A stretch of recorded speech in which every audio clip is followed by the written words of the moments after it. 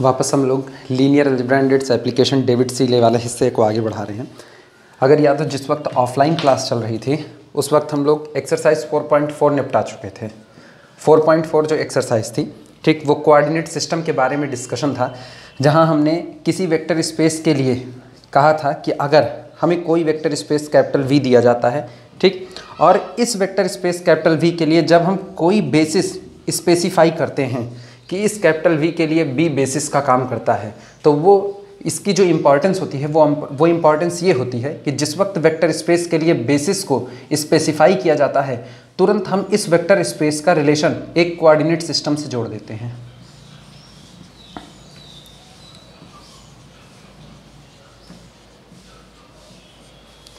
जैसे ही vector space capital we के लिए बेसिस बी को स्पेसिफाई किया जाता है तुरंत के तुरंत चाहे कहो जोड़ देना और चाहे ये कहा जा सकता है कि हम इस वेक्टर स्पेस के ऊपर एक कोऑर्डिनेट सिस्टम को सुपर इम्पोज कर देते हैं। ठीक, जैसे ही इसका रिलेशन इस कोऑर्डिनेट सिस्टम से जुड़ता है अब तुरंत हम कहते हैं कि जब जब कैपिटल वी, ये रिलेशन कैसा होता है वो जान लेते हैं कि जब कैपिटल वी का कोई भी एलिमेंट अल्फा होगा और वो बेसिस एलिमेंट के लीनियर कॉम्बिनेशन में लिखा जा रहा होगा, यानी अगर हम इसका एक मेंबर लेते हैं vector alpha belong to the capital V और बी को बेसिस हमने माना हुआ है, माना कैपिटल बी बेसिस है, vector b1 vector b2 so on vector bn, तो जाहिर सी बात है हम जानते हैं पूरा का पूरा वेक्टर स्पेस बना हुआ है बेसिस की वजह से।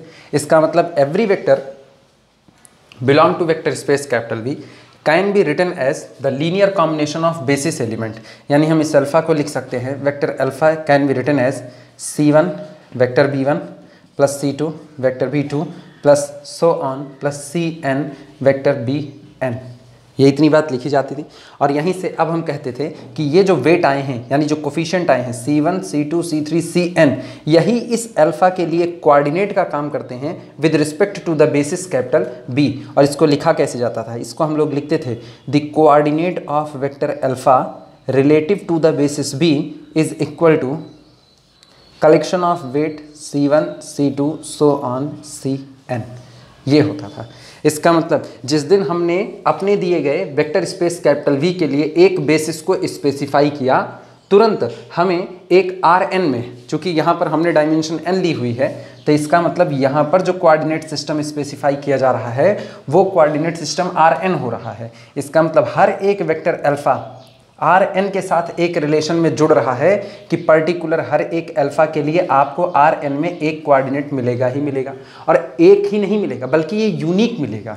इसके जैसा कोई और दूसरा कोऑर्डिनेट नहीं हो सकता। रीज़न हम लोग ऑलरेडी पढ़ चुके हैं, every vector alpha can be written as linear combination of the basis element uniquely.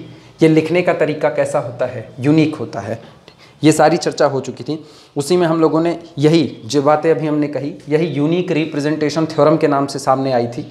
ठीक, इसके बाद हम लोगों ने लास्ट में इसके बारे में लीनियरिटी वगैरह सब कुछ प्रूफ कर ली हुई थी। अब इसी में नया चैप्टर आगे बढ़ा रहे हैं, जो चैप्टर है वो 4.5 है, the dimension of a vector space. New chapter का नाम लिखते हैं। जितने भी लोग पीछे का भूले हुए हैं वो लोग 4.4 पूरा का पूरा पढ़ डालें और पीछे का जो और भी है वो सब भी रिवीजन कर लें। हाँ, जिसको दिक्कत है, जैसे जो लोग बाद में जुड़े हुए थे, उनके लिए हम पूरी एक सीरीज़ चलाएंगे। हो सकेगा तो गिलबर्ट स्ट्रेंज की, और नहीं तो फिर हम यही डेविड सीले की ही पूरी सीरीज़ के वीडियो अपलोड कर देंगे। पुराने लोग उससे रिवाइज़ करके लीनियर अलजेब्रा को सीख सकते हैं। 4.5 है, ठीक, the dimension of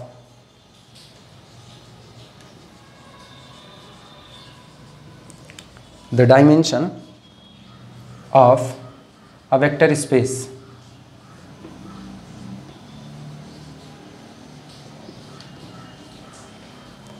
the dimension of a vector space।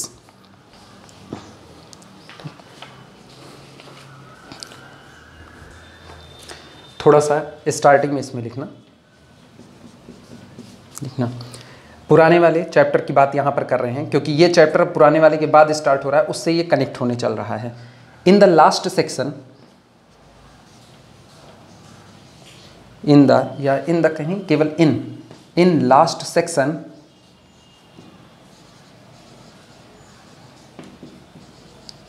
In last section, we see that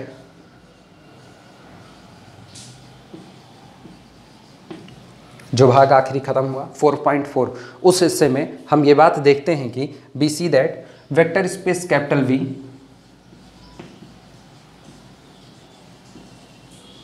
vector space capital V with a basis capital B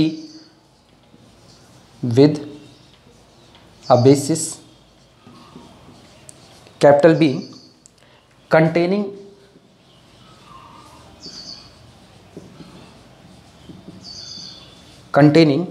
n vectors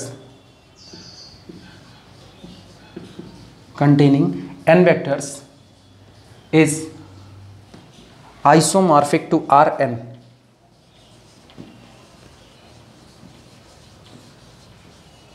is isomorphic to Rn। जिनको ना याद हो वो चैप्टर 4.4 ओपन करके उसे पहले एक बार पूरा पढ़ लेंगे, उसके बाद 4.5 की थ्योरी को शुरुआत करेंगे। ये ऑलरेडी बड़ी धीमे धीमे चलेगी तो पूरा अच्छा खासा टाइम मिलेगा पीछे वाला दोहराने का। कहा यह जा रहा है कि जो हमने अभी लास्ट में चैप्टर देखा, उस लास्ट वाले चैप्टर में अगर वेक्टर स्पेस कैपिटल V कोई भी एक वेक्टर स्पेस है और हमने कहा इस वेक्टर स्पेस की डायमेंशन 4 है, तो ऑब्वियस सी बात है अगर इसकी डायमेंशन 4 है तो इसके बेसिस में 4 एलिमेंट आएंगे। हम इसका बेसिस अपनी मर्जी से ले रहे हैं, capital B is equal to vector B1, vector B2, so vector B3 और एक और ले लेते हैं वेक्टर B4।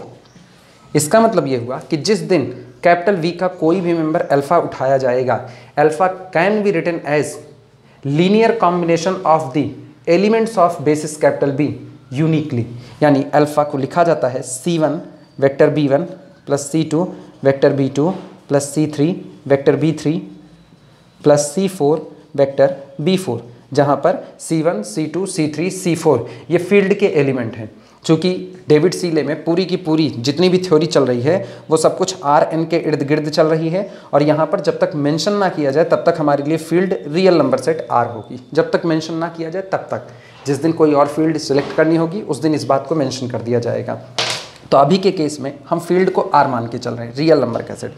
इसका मतलब आप अल्फा को B1, B2, B3, B4 से कंस्ट्रक्ट कर सकते हो, और इस कंस्ट्रक्शंस के दौरान आपको जिन कोफिशिएंट्स की हेल्प मिली हुई है C1, C2, C3, C4, ये सारे के सारे Ci आपके फील्ड रियल नंबर के सेट R के मेंबर होते हैं। ठीक, यानी हम लिखेंगे अब आज की तारीख में अगर कोई हमसे अल्फ़ा का कोऑर्डिनेट मांगे तो हम कहेंगे द कोऑर्डिनेट ऑफ अल्फ़ा, लेकिन कैसे, relative to the basis B, क्योंकि मेरा बेसिस फिक्स हो चुका है, यही बेसिस है। Relative to the basis B is equal to C1, C2, C3, C4। और अगर ध्यान दो तो ये C1, C2, C3, C4 ये एक 4 टपल का वेक्टर है और जिसके अंदर की एंट्री रियल है। दुनिया में जितनी भी रियल एंट्री वाले 4 टपल के मेंबर होते हैं वो सारे के सारे मेंबर होते हैं R4 ओवर R के, या सिंपली कहें तो ये मेंबर होते हैं R4 के।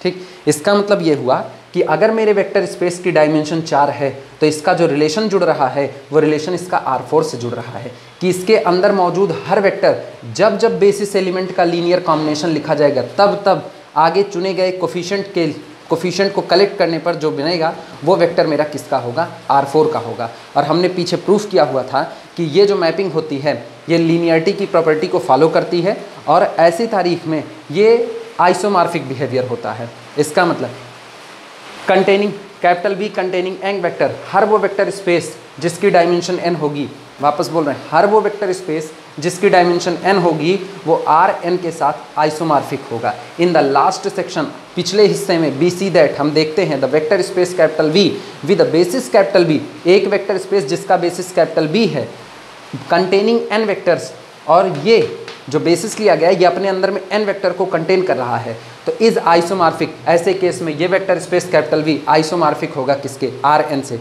यानी 4 डायमेंशन वाला R4 के आइसोमॉर्फिक होगा, 3 डायमेंशन वाला R3 के आइसोमॉर्फिक होगा, 10 डायमेंशन वाला R10 के आइसोमॉर्फिक होगा। ठीक,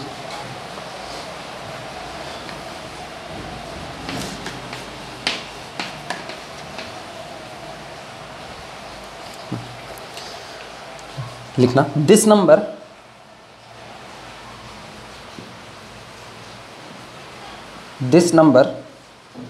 स्मॉल n, और ये जो डायमेंशन जिसको अभी हम थोड़ी देर में बेसिस में मौजूद एलिमेंट की संख्या को ही डायमेंशन डिक्लेयर करेंगे।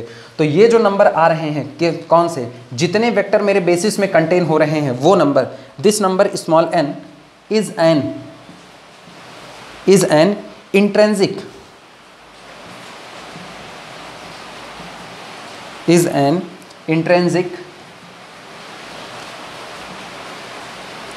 इंट्रिंसिक का मतलब होता है स्वाभाविक, is an intrinsic property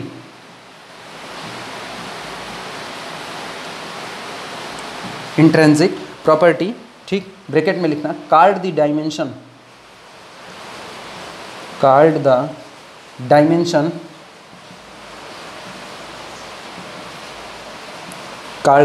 dimension of the space capital V, dimension of the space capital V, ठीक, that does not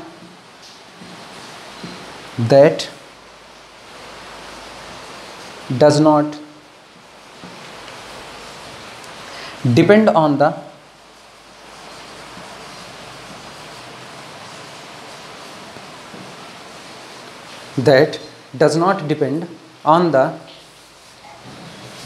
हम इधर लिखते रहे, that does not depend on the particular choice of basis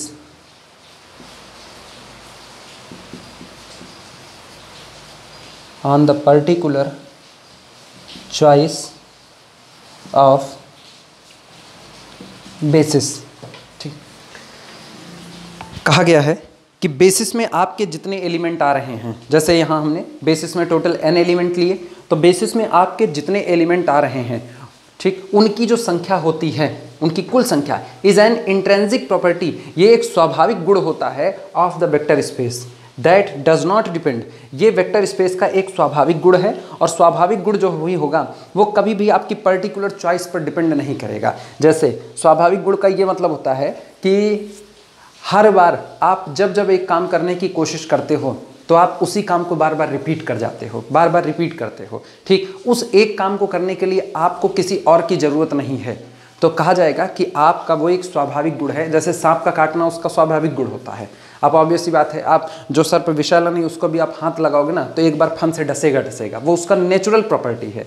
तो जो चीज़ें नेचुरल बिहेवियर में आती हैं वो इस पर डिपेंड नहीं करती हैं कि आप उसको पीटोगे तभी आपको काटेगा, अगर आप उसको हाथ से छेड़ना भी चाहोगे तब पर भी काटेगा, पीटना तो दूर की बात है। सेम कंडीशन, कोई कुत्ते की पूंछ पकड़ करके घुमाने की कोशिश करेगा तो निश्चित तौर पे 2 दांत तो लगेंगे। तो वेक्टर स्पेस के केस में यही हो रहा है कि चूंकि वेक्टर स्पेस कह रहा है कि मेरा बेसिस, मेरा आधार जो है वो n वेक्टर को कलेक्ट कर रहा है, इसका मतलब जब आधार में n लोग आ रहे हैं तो ये ऐसा गुण हो गया है कि अब ये बदलने वाला नहीं है। आप जितना बेसिस सेलेक्ट करोगे हर वो बेसिस हर बार n एलिमेंट ही रखेगा। यही चीज़ आगे चल करके बाकायदा थ्योरम बनती है कि किसी भी वेक्टर स्पेस के जो बेसिस में एलिमेंट की संख्या होती है वो बेसिस की चॉइस पर डिपेंड नहीं करती है। दैट डज नॉट डिपेंड, ये नहीं डिपेंड करती है on the particular choice of basis. यानी आप पहली बार कोई बेसिस B1 लेते हो और इसमें आपको मिलता है कि इसमें 6 एलिमेंट आए, तो ऐसा नहीं हो सकता है कि आप अपने वेक्टर स्पेस के लिए अगली बार जब बेसिस सेलेक्ट करो B2 तो ये कह दे कि मेरे पास 7 आएंगे, नहीं, ऐसा पॉसिबल नहीं। अगर B1 में 6 आया तो इसका मतलब दुनिया में आप कहीं भी अपनी नाक रगड़ डालो इसके बेसिस की तलाश में, हर बार आपको बेसिस में एलिमेंट की संख्या 6 ही मिलेगी। That's the intrinsic property of the space capital V।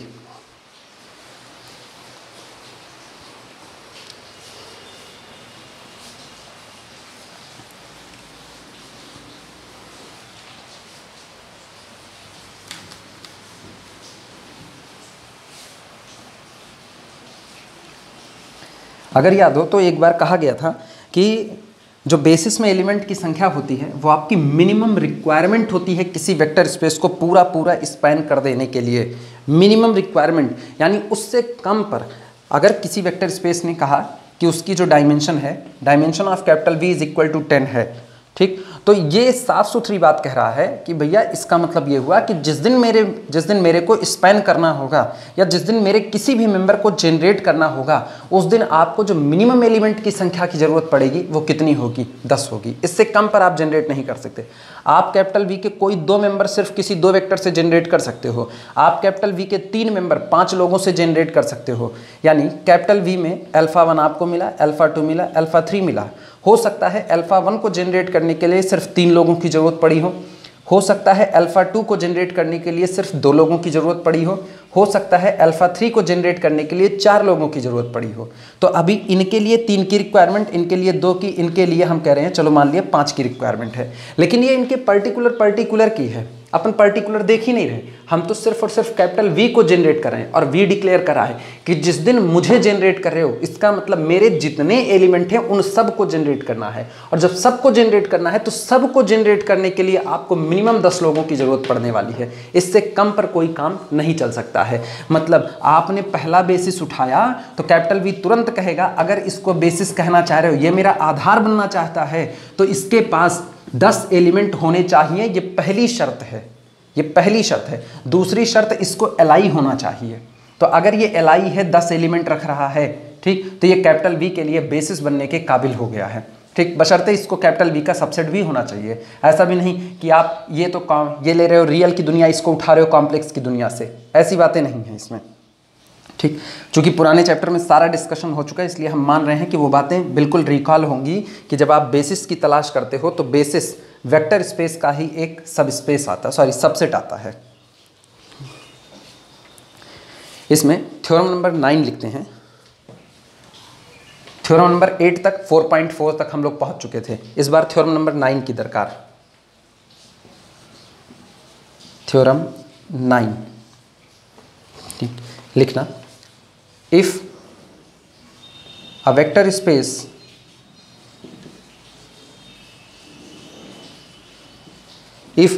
space capital V has a basis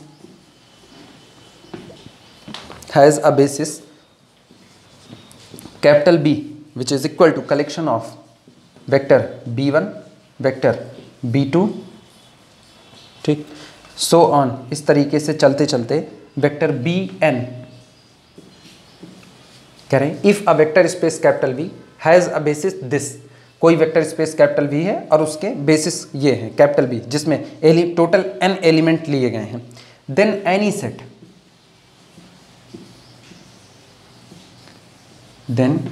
any set in capital V, तब कैपिटल V के अंदर में आप किसी भी सेट को उठा लो। Then any set in capital V containing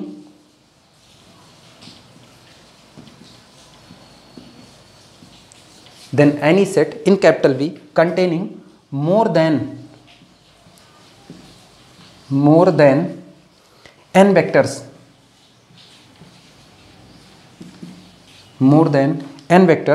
must be linearly dependent,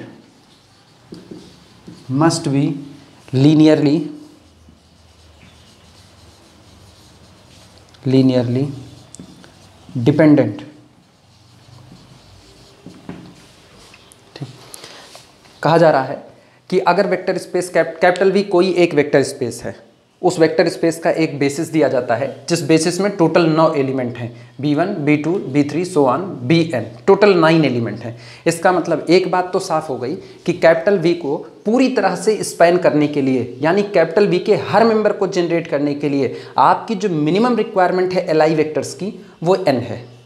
सिर्फ n लोग आपके पास मौजूद हों और ये n के n एलआई हों, आपको किसी दूसरे का मुंह ताकने की जरूरत नहीं है, आप पूरे के पूरे कैपिटल V को स्पैन कर सकते हो।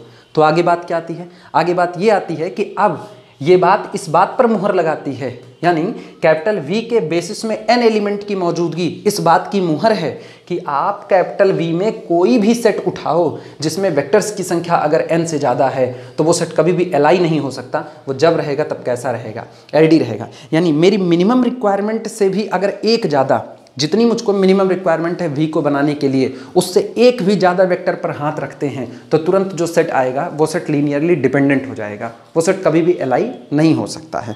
ठीक, प्रूफ देखते हैं इसका।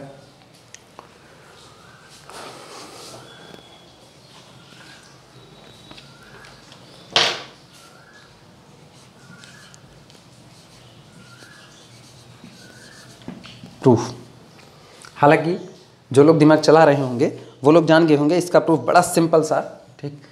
ट्रेडिशनल मेथड से करें तो ट्रेडिशनल मेथड से तो ठीक है, जाएगा ही जाएगा अपने अच्छे खासे जितनी लाइन लेता है। नॉर्मली अगर देखा जाए तो नॉर्मली ध्यान देना इस पर, हमने कहा कि कैपिटल वी के बेसिस में टोटल n एलिमेंट हैं। अब हम एक सेट अपनी मर्जी से मानते हैं जिसमें एलिमेंट की संख्या n से ज़्यादा हो जाती है। जैसे हम इसी का एक मेंबर ले रहे हैं, vector alpha 1, vector alpha 2, so on vector alpha n, ये इतना लिया।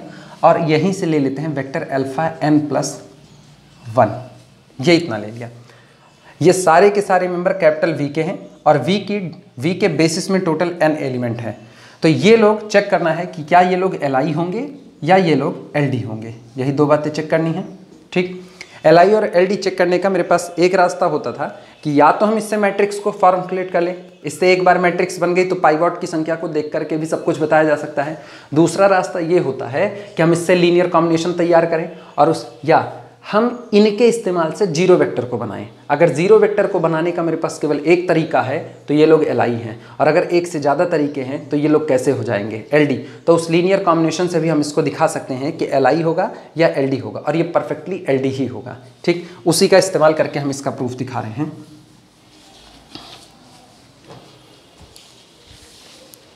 लिखना, लेट माना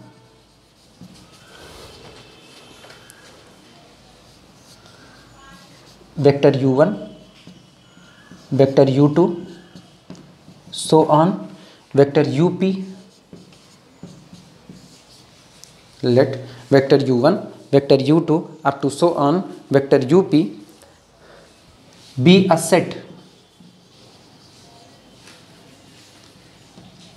सेट इन कैपिटल V। माना कैपिटल V से हमने, यानी जो वेक्टर स्पेस दिया गया है उससे हमने एक सबसेट निकाल लिया जिसमें टोटल P एलिमेंट है, V1, U1, U2 up to so on UP, ठीक, विद मोर देन। और हम ये मान रहे हैं कि इनकी जो संख्या है वो n से ज़्यादा है, यानी P is greater than n है। Be a set in capital V with more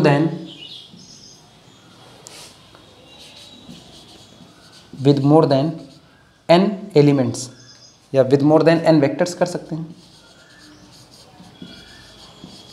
with more than n vectors, ठीक।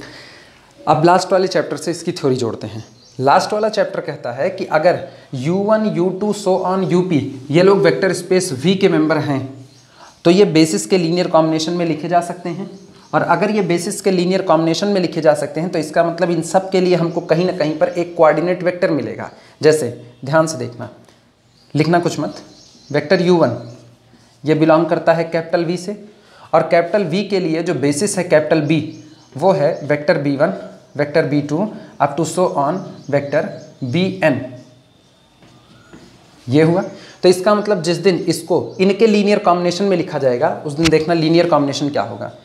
Vector u1 can be written as, सिर्फ समझते चलो, a1 vector b1 plus a2 vector b2 plus so on plus an vector bn।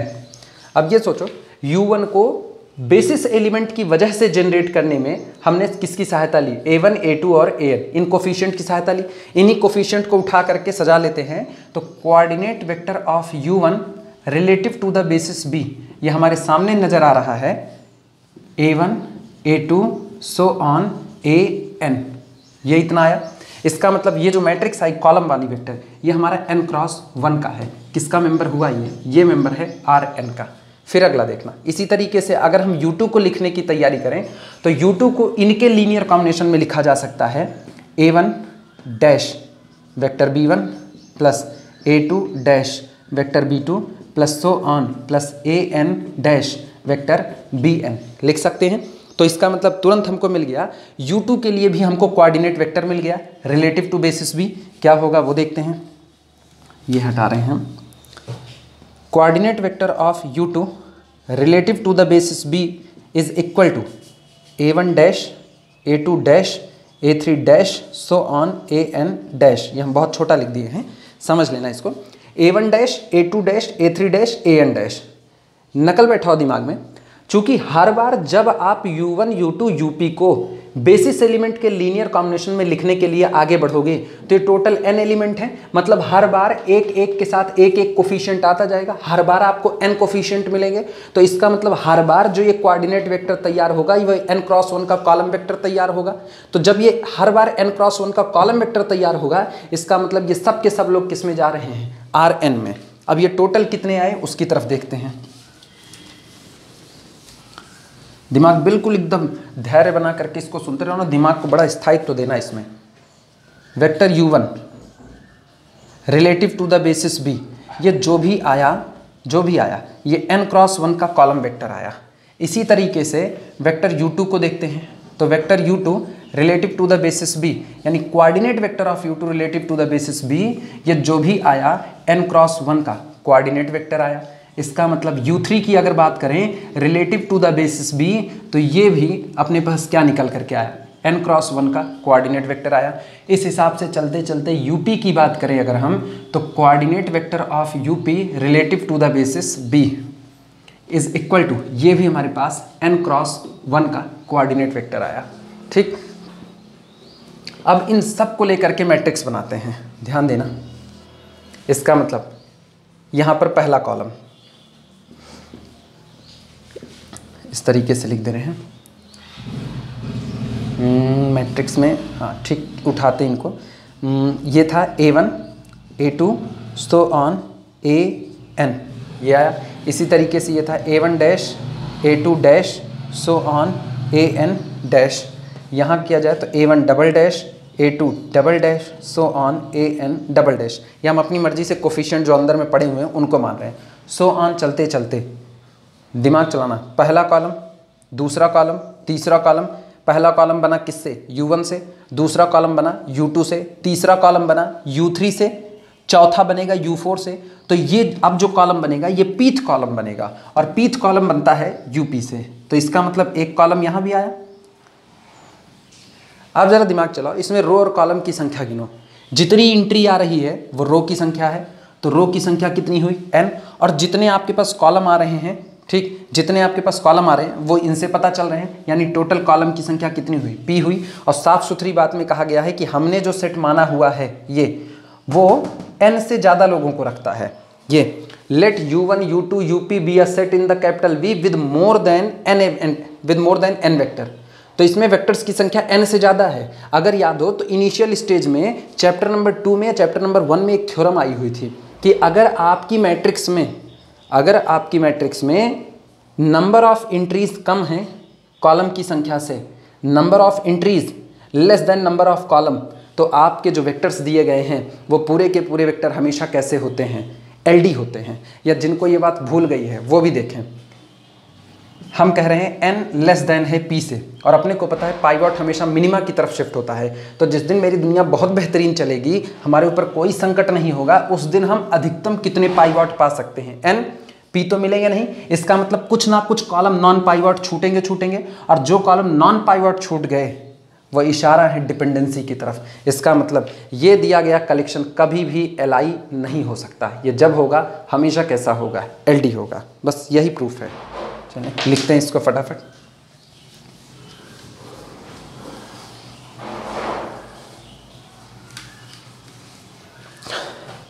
ये लिखा गया, let u1 u2 up be a set in capital V with more than n vectors. ठीक, clearly.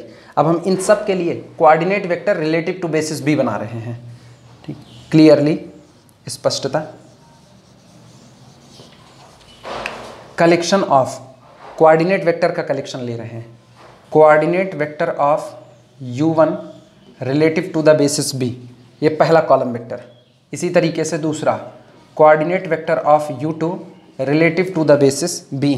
इस तरीके से चलते चलते coordinate vector of UP relative to the basis B। ठीक, दैट इज, अर्थात set of coordinate vectors, set of coordinate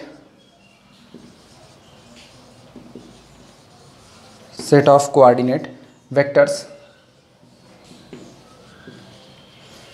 ठीक, is linearly dependent set, is linearly dependent,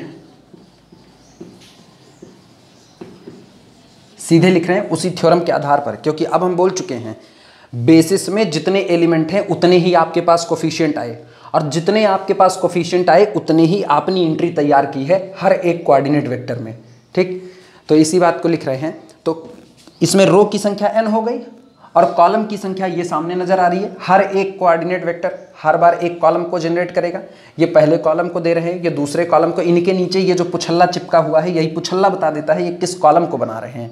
जब आप पहला वेक्टर चुनते हो तो उसका कोऑर्डिनेट आपके पहले कॉलम को बनाता है, दूसरे वेक्टर का कोऑर्डिनेट रिलेटिव टू बी दूसरा कॉलम बनाता है, पीथ वेक्टर का coordinate relative to basis B pth column बनाता है। तो टोटल पीथ कॉलम हो गए, और ये सारे के सारे कोऑर्डिनेट जा किस में रहे हैं, Rn की दुनिया में भाग रहे हैं। तो जब Rn की दुनिया में भाग रहे हैं तो रो की संख्या n हो गई। हम इस बात को बार बार दोहरा रहे हैं क्योंकि एक लंबा वक्त हो चुका है 4.4 से दूर हुए, इसलिए पहली बात 4.4 को दोहरा लेना, उसके बाद ही 4.5 पर हाथ लगाना। क्लियरली दिस सेट, ठीक, that is the set of coordinate vector is linearly dependent set because, क्योंकि because there are more vector यानी कुल कितने हैं, p हैं, more vector than entries,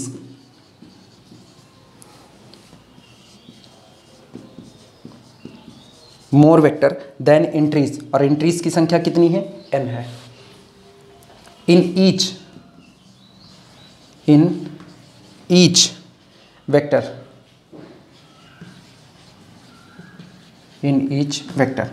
यहाँ पर जितने भी वेक्टर मौजूद हैं प्रत्येक वेक्टर में नंबर ऑफ एंट्रीज जो हैं वो कितनी हैं, नंबर ऑफ एंट्रीज n है। ठीक, और टोटल कितने वेक्टर हैं, p हैं। तो नंबर ऑफ वेक्टर्स की संख्या ज़्यादा है नंबर ऑफ एंट्रीज से, और जब जब ऐसा होगा तब तब मेरा दिया गया ये सेट हमेशा कैसा होगा, लीनियरली डिपेंडेंट होगा। इस सेट की बात कर रहे हैं। ठीक, this set is linearly dependent. इसका मतलब ये हुआ कि अगर ये सेट लीनियरली डिपेंडेंट है तो याद करो हम बोले हुए थे जिस दिन कोई सेट लीनियरली डिपेंडेंट हो जाता है उस दिन इस सेट के वेक्टर का इस्तेमाल करके जीरो वेक्टर को बनाने के मेरे पास कुल कितने तरीके होते हैं, इनफाइनाइटली मैनी तरीके होते हैं। ठीक, इसका मतलब इनका इस्तेमाल करके जीरो वेक्टर को बनाने के मेरे पास इनफाइनाइट तरीके होंगे। इस बात को लिखते हैं, दिस इम्प्लाइज दैट, इसका मतलब ये हुआ कि there exist scalars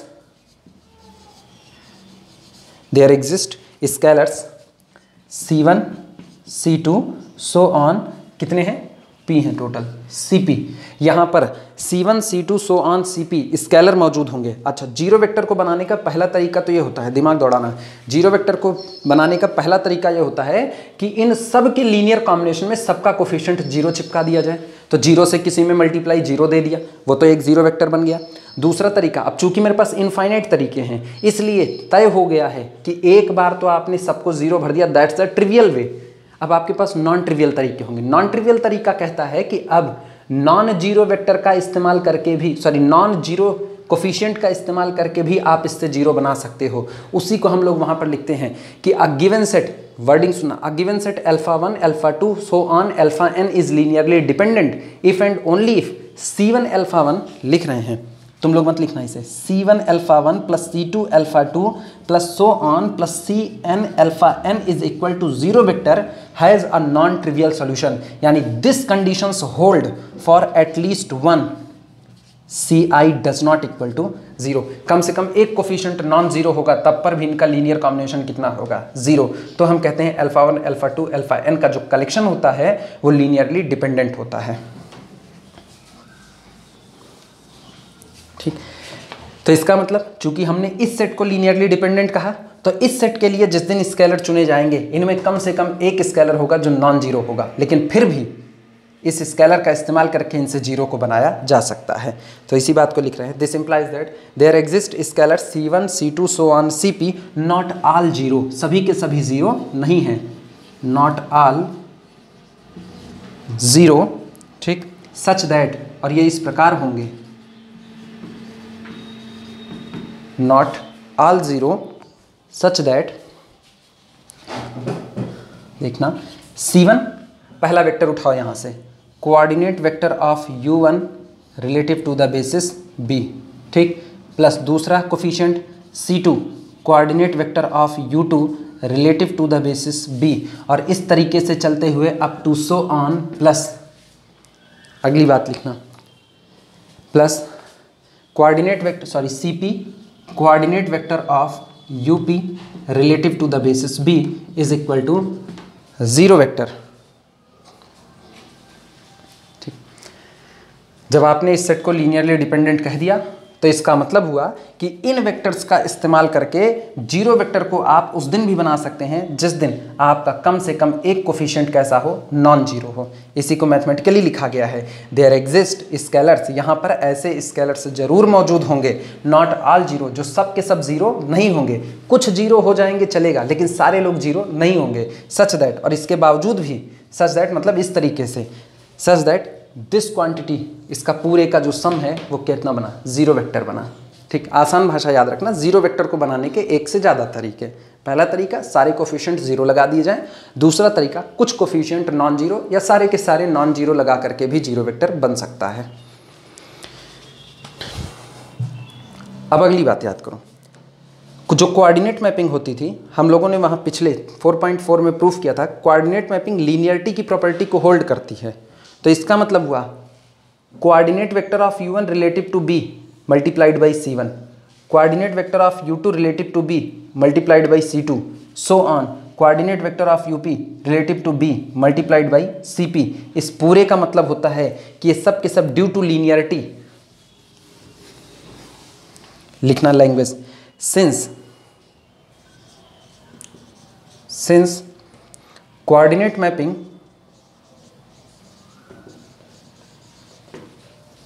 since coordinate mapping is a linear transformation,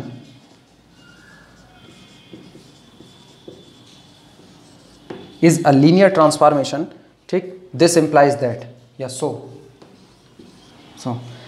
चलो लीनियरिटी अप्लाई करो, लीनियरिटी अप्लाई करेंगे तो इस पूरे को समेट करके लिखा जा सकता है, this is the coordinate vector of, इसका मतलब ये जो अभी आपको छिटके छिटके कोऑर्डिनेट वेक्टर का सम नजर आ रहा है, ये छिटका हुआ नहीं, ये किसी एक वेक्टर का टोटल कोऑर्डिनेट वेक्टर है। लिखना coordinate vector of c1 vector u1 plus c2 vector u2 plus so on plus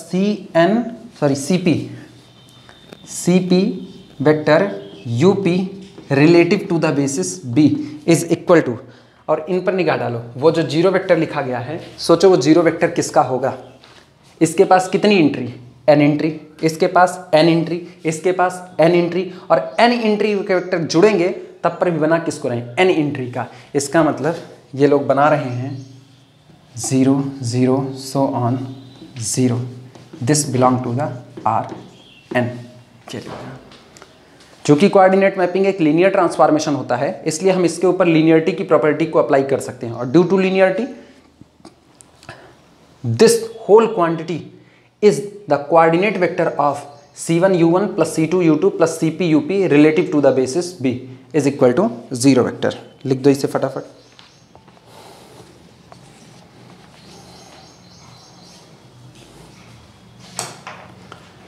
याद रखना, जो राइट साइड का 0 वेक्टर है वो Rn का है, इसका मतलब वो अपने अंदर में टोटल n वेट कंटेन कर रहा है, टोटल n कोफिशिएंट कंटेन कर रहा है, जिन कोफिशिएंट का इस्तेमाल करके बेसिस एलिमेंट से 0 वेक्टर को कंस्ट्रक्ट किया जाता है।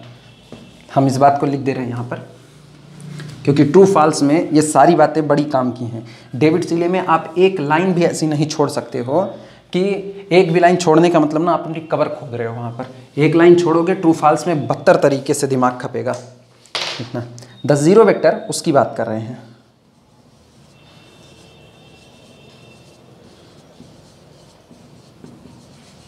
The 0 vector on the right side, जो ये राइट साइड में 0 वेक्टर पड़ा हुआ है, ठीक, ये कंटेन करता है, contains the n weights, weight का मतलब वही कोफिशिएंट,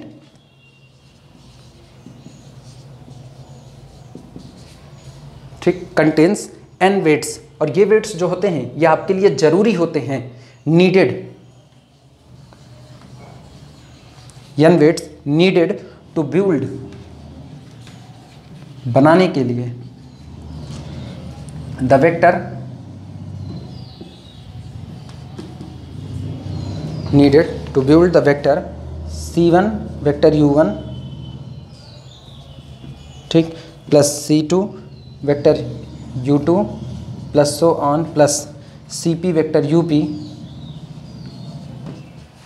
ठीक, from the basis vector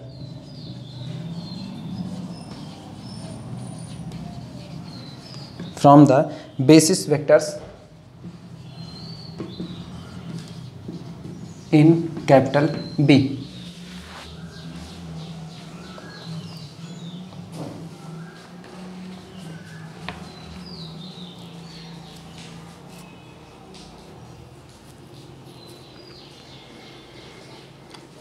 that is, इसका मतलब ये हुआ, अर्थात that is c1 vector u1 plus c2 vector u2 plus so on plus cp vector up। अब चूंकि ये भी एक मैट्रिक्स है, ये भी एक मैट्रिक्स है, और दो मैट्रिक्स आपस में तब बराबर होते हैं जब उनकी करस्पॉन्डिंग एंट्रीज बराबर होती हैं। इसका मतलब ये हुआ कि c1 u1 plus c2 u2 plus so on plus cp up can be written as 0 vector b1 plus 0 vector b2 plus so on plus 0 vector bp। Sorry, वहाँ पर कितने एलिमेंट थे टोटल, शायद bn थे, हाँ bn, and this is equal to 0 vector. ये रहा।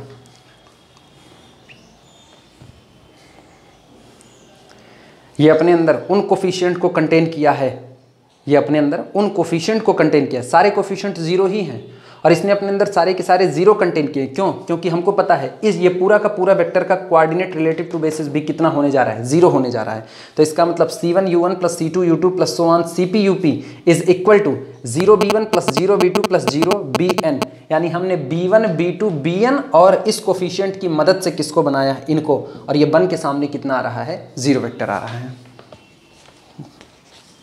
लिखना सिंस, और ये बात हमने शुरू में मानी है कि ये सारे के सारे जितने c1 c2 so on cp हैं ये सब के सब 0 नहीं है, इसमें से कुछ लोग नॉन जीरो जरूर हैं।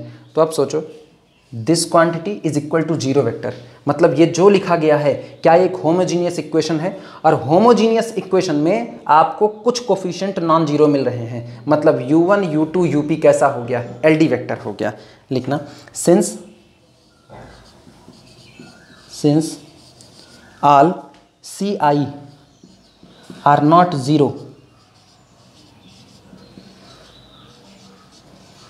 since all ci are not 0, चूंकि यहाँ जितने के जितने ci वेक्टर लिखे गए हैं वो सब के सब 0 नहीं हैं, ठीक। दिस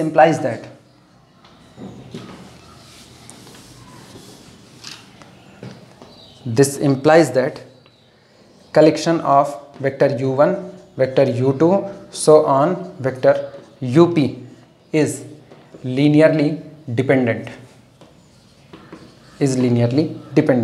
तय हो गया कि बेसिस में n एलिमेंट थे, तो जैसे हमने n से ज़्यादा एलिमेंट का एक सेट बनाया, उस सेट ने अपने आप को LD डिक्लेयर कर दिया।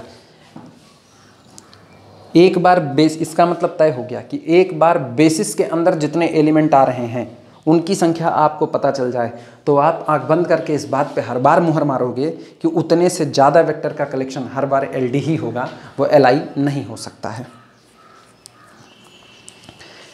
थीम पकड़ करके रखना। इसकी शुरुआत जो हुई थी इसे प्रूफ करने की, वो शुरुआत हुई थी, सबसे पहले हमने बेसिस के एलिमेंट मान लिए थे कि b1 b2 so on bn, जो हमको थ्योरम में ऑलरेडी दिया गया था कि ये बेसिस के एलिमेंट हैं। हमने अपनी मर्जी से एक सेट माना था u1 u2 so on up, और इस सेट में हमने एलिमेंट की संख्या n से ज़्यादा ली हुई थी। जाहिर सी बात है, जब एलिमेंट जो आ रहे हैं वो वेक्टर स्पेस की दुनिया से आ रहे हैं तो वेक्टर स्पेस का हर मेंबर बेसिस का लीनियर कॉम्बिनेशन लिखा जाता है। मतलब u1 बेसिस के लीनियर कॉम्बिनेशन में लिखा जाएगा, u2 बेसिस के लीनियर कॉम्बिनेशन में लिखा जाएगा, up बेसिस के लीनियर कॉम्बिनेशन में लिखा जाएगा। और इस लीनियर कॉम्बिनेशन में लिखने में बेसिस के टोटल n एलिमेंट हैं, मतलब हर बार कोफिशिएंट n आएंगे। कोफिशिएंट की संख्या जो होती है, कोफिशिएंट्स की संख्या वो कोऑर्डिनेट वेक्टर के रो की संख्या के बराबर आती है। वापस इस बात को हम बोल रहे हैं, इस बात को सीखना। हमने कहा कि U1 ये V का मेंबर था, तो जिस दिन इसको लिखा गया U1 को हम लिखते C1 vector B1 plus C2 vector B2 plus so on plus CN vector VN। ये तो जिस दिन U1 का वेक्टर U1 का कोऑर्डिनेट वेक्टर बनाया जाएगा, उसके अंदर जितनी रो की संख्या आएगी वो यही C1 C2 so on CN, total संख्या कितनी आएगी? N ही तो आएगी। यानी साफ सुथरी बात यह है कि बेसिस में जितने एलिमेंट होते हैं, बेसिस में जितने एलिमेंट होते हैं उतने ही कोऑर्डिनेट वेक्टर में रो होती है। तो कोऑर्डिनेट वेक्टर में रो की संख्या Ni और कॉलम की संख्या P हो गई, क्योंकि टोटल P वेक्टर थे। आज की तारीख में N कम है, P ज़्यादा है, यानी कॉलम की संख्या ज़्यादा है, तो आपको नॉन पाइवट कॉलम मिलेंगे। नॉन पाइवट कॉलम का होना इस बात की गारंटी हो गई कि जो हमने कोऑर्डिनेट वेक्टर्स का कलेक्शन लिया है, कोऑर्डिनेट मैट्रिक्स का, हाँ कोऑर्डिनेट वेक्टर का कलेक्शन लिया हुआ है, वो पूरा का पूरा कलेक्शन LD था। और उसकी LD की प्रॉपर्टी से हमने U1 U2 UP इनको LD दिखा दिया।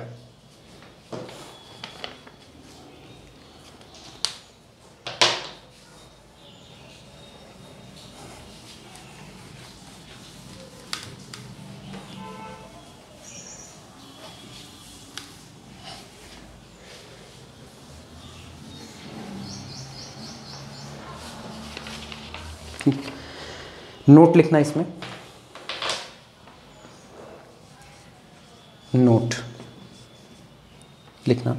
थ्योरम 9 पहला नोट है, थ्योरम 9 जो अभी अभी हम लोग करके छुट्टी पाए हैं, implies that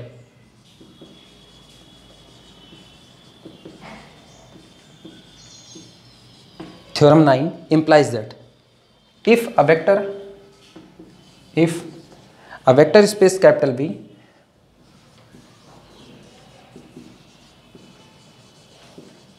if a vector space capital V has a basis capital B is equal to B1 B2 so on Bn। Theorem number 9 इस बात की गवाही देती है कि अगर कोई वेक्टर स्पेस कैपिटल V हो और उसके बेसिस कैपिटल B में टोटल n एलिमेंट आए, देन तब ऐसे केस में then each linearly independent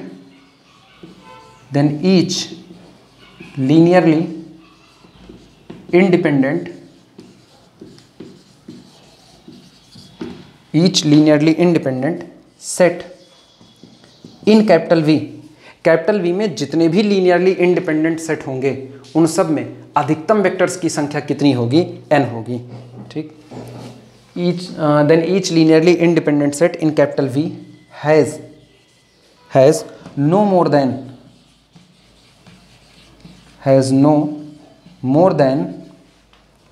n vectors.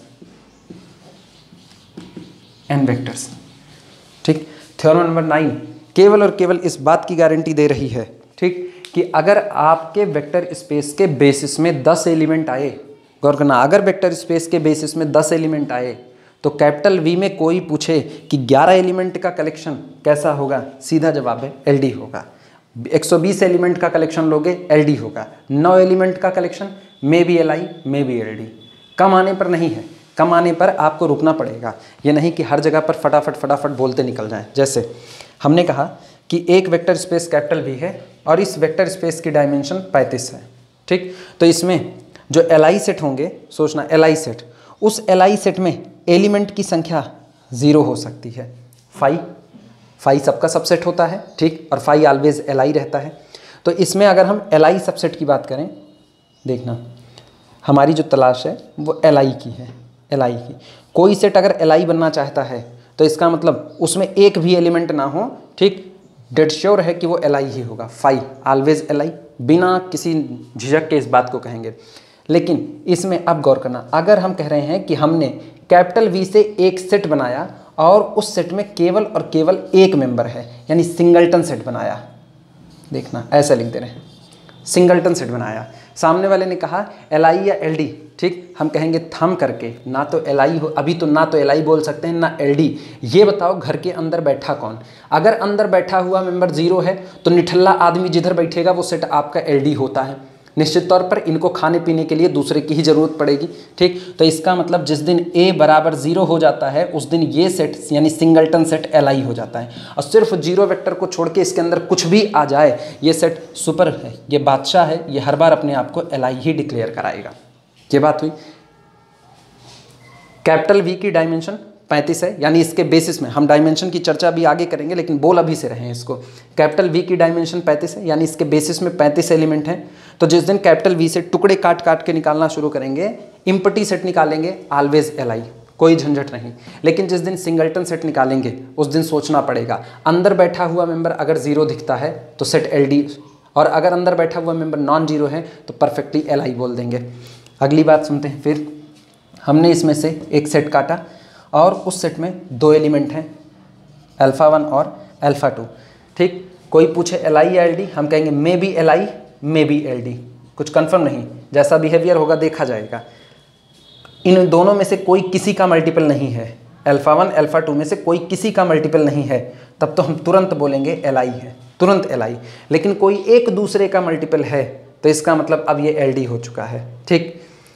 इसी तरीके से 3 वाले में आते हैं। तो अगर हम कह रहे हैं कि हमने 3 वेक्टर का कलेक्शन निकाला है, α1 α2 α3, may be LI may be LD, 4 पर may be LI may be LD। इस तरीके से चलते चलते सोचो 0 एलिमेंट पर LI, सिंगलटन एलिमेंट पर may be LI may be LD, double element पर may be LI may be LD, 3 पर may be LI may be LD, 4 पर may be LI may be LD। इस तरीके से चलते हुए किसी ने कहा 35 पर may be LI may be LD, लेकिन अब सामने वाले ने कहा 36 पर, हम कहेंगे बस मेरी बाउंड्री यहाँ तक है, बस 35। इसके बाद जैसे तुमने एलिमेंट को बढ़ाया मेरी बाउंड्री खत्म, हम तो सीधे बस एक कहानी जानते हैं हर बार। अब ये से नोट नंबर 2 लिखना। नोट नंबर 2 है theorem 9 also applies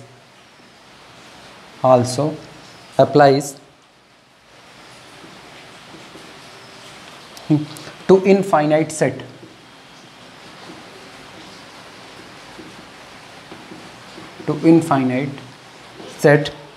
in capital V। जो थ्योरम नंबर 9 है, ठीक, ये कैपिटल V के अंदर अगर कोई इनफाइनाइट सेट हम लेते हैं तो उसके लिए भी ये थ्योरम एप्लीकेबल होगी। यानी जो बातें हम लोग main vector space capital V के लिए कहे हैं वो बातें, अच्छा मेन वहाँ पर जो हमने बातें कही थी वो main vector space capital V और उसके किसी बेसिस कैपिटल B के लिए कही हुई थी।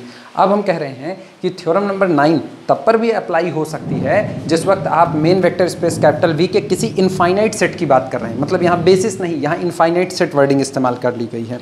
इसका मतलब ये कि कहना क्या है वो सुनते हैं। थ्योरम नंबर 9 इस बात की गवाही है कि N infinite set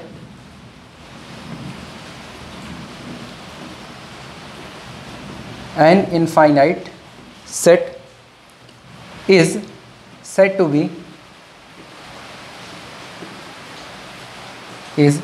to be linearly dependent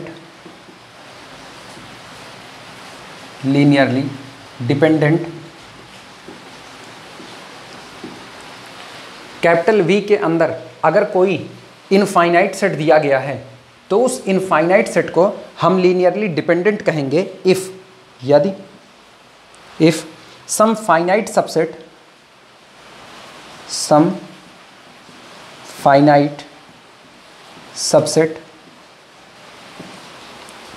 is linearly dependent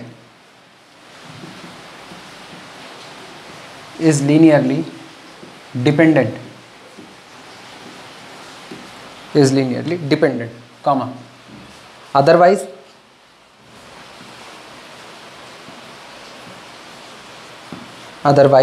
the set is linearly independent। The set is linearly independent.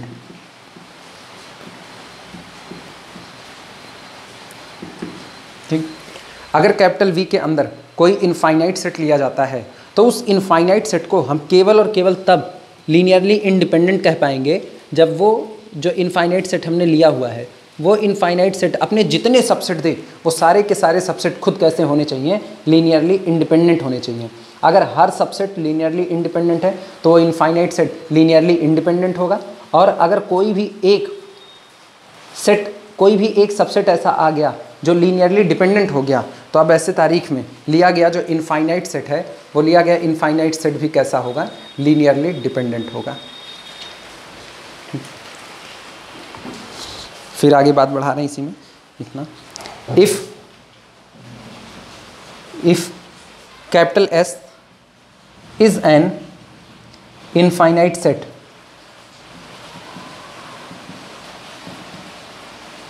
if capital S is an infinite set in capital V, take any subset,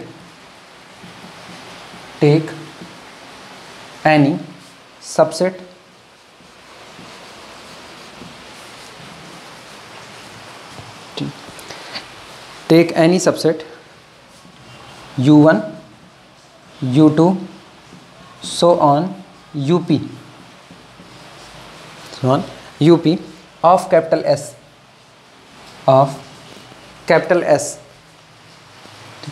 यहाँ पर थोड़ा flash की चमक आ जाएगी, इसको हम थोड़ा हटा करके लिख रहे हैं, ऑफ कैपिटल S। कहा जा रहा है अगर कैपिटल S कोई इनफाइनाइट सेट है कैपिटल V में, मतलब capital S is the subset of capital V और सबसेट होने के साथ साथ कैसा है, इनफाइनाइट सेट है, तो take any subset U1, U2, UP of capital S। तब आप कैपिटल S का एक सबसेट निकाल लीजिए जिसमें टोटल P एलिमेंट है विद, और जब इस सेट को बनाया जा रहा है, इस सबसेट को बनाया जा रहा है, तो इस बात का ख्याल रखना है कि विद इसमें जितने टोटल एलिमेंट आ रहे हैं वो कैपिटल V के बेसिस में मौजूद एलिमेंट से ज़्यादा हैं, with P greater than N। Capital V के बेसिस में हम लोग n एलिमेंट मान चुके हैं, अब हम यहाँ पर जो वेक्टर सेलेक्ट कर रहे हैं उनकी संख्या n से ज़्यादा है, ठीक, full stop. The proof above shows that,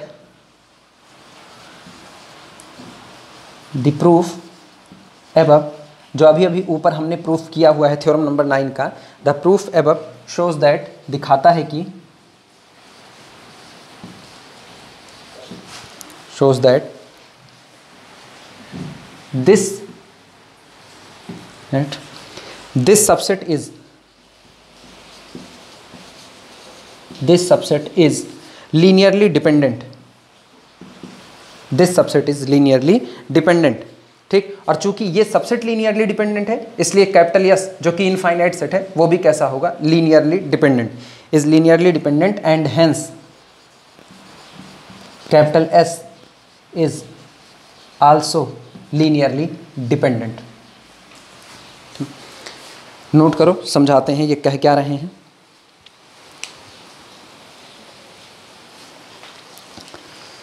कहा गया है theorem number 9 also applies to infinite set in capital V। जो थ्योरम नंबर 9 अभी अभी आपने पढ़ी है, हम स्टेटमेंट फिर से दोहरा रहे हैं थ्योरम नंबर 9 का। थ्योरम नंबर 9 कहती है कि if a vector space capital V has a basis B1 has a basis capital B which is collection of vector B1, vector B2, vector Bn, यानी हमने वेक्टर स्पेस कैपिटल V के basis में total n element लिए हैं। तो theorem कहती है कि अब अगर आप कोई भी सेट कैपिटल V से लेते हो जो n से ज़्यादा एलिमेंट रखेगा तो कन्फर्मली वो सेट आपका लीनियरली डिपेंडेंट होगा। कहा यह जा रहा है कि वहाँ तो हमने बेसिस के कैपिटल V और बेसिस को देख करके ये बात कही थी, ये बात आप केवल फाइनाइट सेट तक के सीमित ना रखिए, इस बात को इनफाइनाइट सेट पर भी जिस दिन अप्लाई किया जाएगा ये बात होल्ड होगी, यानी थ्योरम वहाँ पर भी एप्लीकेबल होगी। तो ऐसे केस में ऊपर का हिस्सा हम मिटा रहे हैं, ये ध्यान से सुनना, हम एक एग्जाम्पल उठा रहे हैं, उस एग्जाम्पल से ये बात ज़्यादा क्लियर समझ आती है। जैसे हमने ले लिया R2, ठीक, R2 को हम इधर दिखा दे रहे हैं, ये x एक्सेस, ये y एक्सेस, ये पूरा कलेक्शन जितना होता है ये R2 का होता है, ठीक। R2 के बेसिस में दो एलिमेंट आते हैं, इसका स्टैंडर्ड बेसिस हम सारे लोग जानते हैं 1,0 और 0,1 होता है, इसके बेसिस में दो एलिमेंट है। थ्योरम कहती है कि अब अगर आप R2 से दो एलिमेंट से ज़्यादा का कोई भी सेट बनाओगे तो वो सेट वो सेट लीनियरली डिपेंडेंट होगा, वो इंडिपेंडेंट नहीं हो सकता है, ठीक। ये बात फाइनाइट तक की बात के लिए सही है। अब हम इसी बात को इनफाइनाइट सबसेट पर भी साबित करना चाहते हैं। If capital S is an infinite set in capital V, यानी अब R2 से एक ऐसा सेट कैपिटल S बनाओ जिसमें एलिमेंट की संख्या कितनी हो, इनफाइनाइट। बड़ा साफ सुथरा दिखता है, पूरी x एक्सेस की लाइन, इसी को हम निकाल लेते हैं, या चाहे पूरी x एक्सेस की लाइन निकाल लें और चाहे सिर्फ यहाँ ओरिजिन 0 0 से लेकर के ऑनवर्ड पॉजिटिव डायरेक्शन का सब ले लेते हैं। यानी कैपिटल S कलेक्शन ले रहे हैं 0, 0, 1, 0, 2, 0, 3, 0 अप टू सो ऑन, ये पूरा कलेक्शन हमने ले लिया। कह रहे हैं if capital S is an infinite set in capital V take any subset. अब आप इसका कोई भी सबसेट लेंगे, लेकिन ख्याल रहे वो सबसेट ऐसा होना चाहिए, take any subset U1, U2, UP of capital S, इसका ऐसा सबसेट निकालिए विद एक प्रॉपर्टी के साथ है, number of element in that subset must be greater than number of element in the basis. Basis में कितने लोग हैं? 2। आप यहाँ से कोई भी सबसेट निकालिए जिसमें एलिमेंट की संख्या 2 से ज़्यादा हो। जैसे हम पहला सबसेट निकाल ले रहे हैं, 0 0 निकाल लिया, 1 0 निकाल लिया, 3 0 निकाल लिया। 2 से ज़्यादा लोग हैं। एक तो साफ सुथरा दिख रहा है, यहाँ 0 वेक्टर बैठा है। जिस दुनिया में 0 वेक्टर इन्वॉल्व है वो दुनिया कभी LI की नहीं हो सकती। ये दुनिया कैसी हुई? LD। पहला तरीका। दूसरा तरीका साफ है, 0 0 इसका स्केलर मल्टीपल है, 0 से इसमें मल्टीप्लाई करें ये बन जाएगा, स्केलर मल्टीपल भी होल्ड है, या इसमें 3 से मल्टीप्लाई करें तो ये बनेगा, या इसमें 3 से डिवाइड करें तो ये बनेगा। मतलब ये सेट कैसा हुआ? लीनियरली डिपेंडेंट हुआ। यही बात वाई एक्सेस भी काट लेते हैं एक बार। आपकी हम इतना हिस्सा कैपिटल S ले रहे हैं, ये मेरा कैपिटल S है, तो इस वक्त कैपिटल S के अंदर जो भी आएगा वो दिखने में 0, Y टाइप का होगा। ठीक, तो ऐसे केसेस में हम फिर 2 एलिमेंट से ज़्यादा का कलेक्शन ले रहे हैं। आपकी हमने लिया 0, 1/2, अगला हमने लिया 0, 4/9 और अगला हम ले लेते हैं 0, 8। सारे y एक्सेस के पॉइंट हैं क्योंकि सबका x कोऑर्डिनेट 0 है, और साफ सुथरी बात है हर एक वेक्टर दूसरे का मल्टीपल हो रहा है। इस पूरे हिस्से से अगर इनको बनाना चाहें, तो देखो किस हिसाब से बनेगा।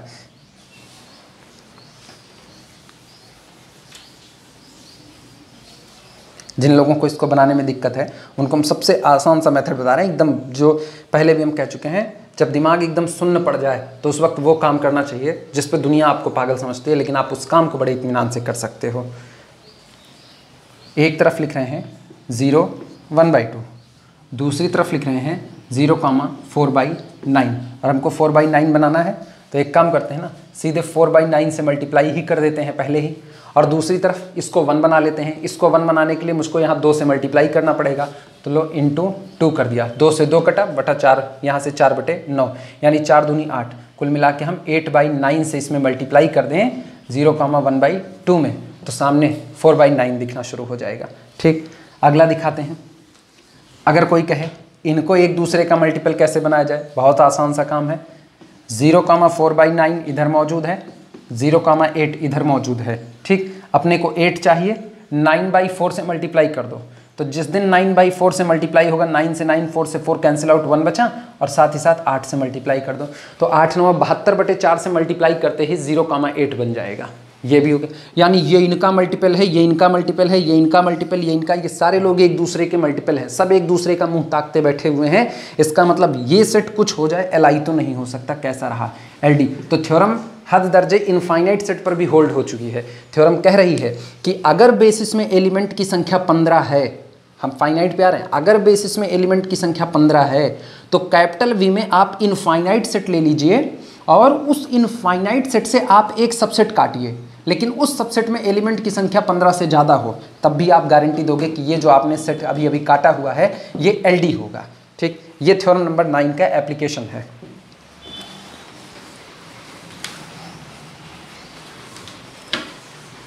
दिमाग में सिर्फ एक बात रखनी है कि आप बेसिस के एलिमेंट की संख्या को देख लो और आप वहीं पर एकदम धुनी रमा करके बैठ जाओ कि बस उससे ऊपर जब जब मुझको दिखाई देगा वहाँ से लिया गया सबसेट, तब तब वो LD होगा। अच्छा, यहाँ पर एक चीज़ गौर करने की है। जैसे हमने कहा लेट, सिर्फ समझना इस बात को, late capital V be a vector space, let capital V be a vector space and its basis contain 18 elements, let capital V be a vector space and its basis contain 18 element, ठीक। Capital S is a set, अब दूसरे set capital S की बात करें, capital S is a set such that cardinality of capital S, मतलब capital S में element की जो संख्या है, cardinality of capital S is equal to 20। Then पहला ऑप्शन किसी ने यहां पर खोल दिया, capital S may be Li, दूसरा किसी ने कहा capital S may be LD, तीसरे पर किसी ने कहा capital S may be Li may be LD,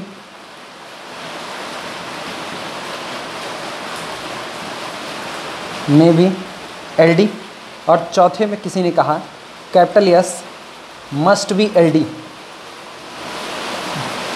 must be LD। ये लग गए, सिंगल चॉइस पर पूछा जा रहा है, ठीक। केवल एक ही ऑप्शन इसमें सही हो सकता है, कैपिटल V कोई वेक्टर स्पेस है और इसका बेसिस 18 एलिमेंट कंटेन कर रहा है। अब कैपिटल S एक सबसेट लिया जाता है, सॉरी कैपिटल S एक सेट लिया जाता है, वो इस प्रकार है कि कैपिटल S के अंदर टोटल एलिमेंट की संख्या 20 है। तो नीचे लिखी गई बात में से आप किस बात को सही कहेंगे? पहली बात capital S may be Li, दूसरी बात capital S may be LD, तीसरी बात capital S may be Li may be LD, और चौथी बात capital S must be LD।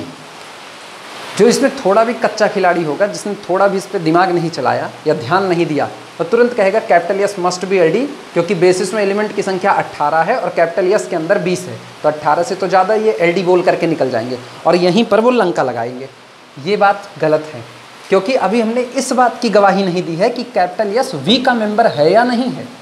Li LD तो इनके रिस्पेक्ट में चेक कर रहे हैं। जिस दिन हम V को तो ले रहे हैं कि V मेरा मेंबर है R15 का, सॉरी R15 का है, V को हम 18 ले रहे हैं ना, तो बेसिस में 18 R18 का है, यानी V is equal to R18 होने पर जिस दिन आप यस को, यस के अंदर आप 20 एलिमेंट रख रहे हो, लेकिन यस आप इसका नहीं रख रहे हो, बल्कि हमने कह दिया yes is the subset of R22। अब कैपिटल यस में 20 एलिमेंट आकर के इसको Li बना सकते हैं, तो मस्ट बी LD तो वैसे ही चला गया।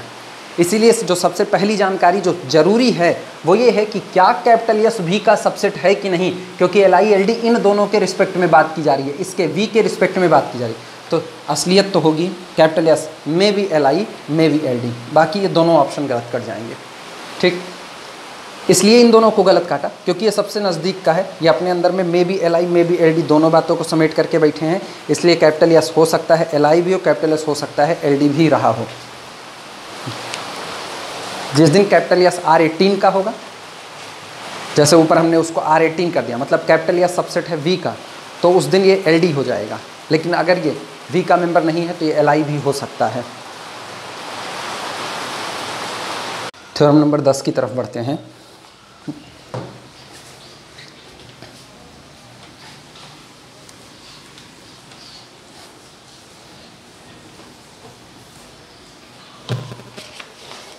स्टेटमेंट नोट करना, थ्योरम नंबर 10 का, ठीक। लिखना, if a vector space capital V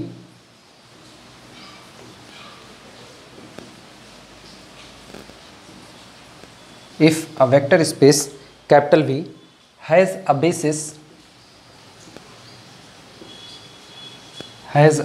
basis of n vectors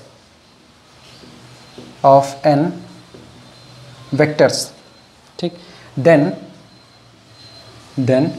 every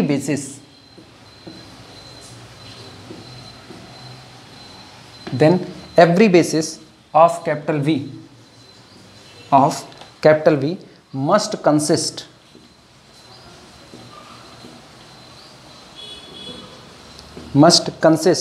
of exactly